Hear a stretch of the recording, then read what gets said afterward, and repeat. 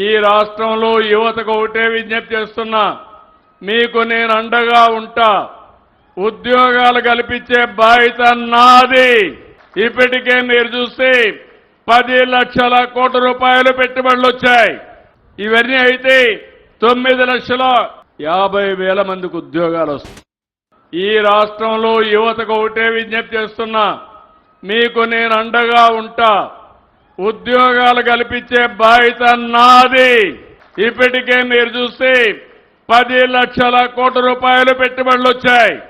ఇవన్నీ అయితే 9,50,000 మందికి ఉద్యోగాలు వస్తాయి.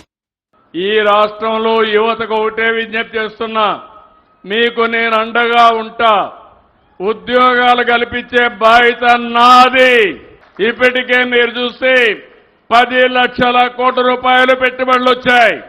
ఇవన్నీ అయితే 9,50,000 మందికి ఉద్యోగాలు వస్తాయి.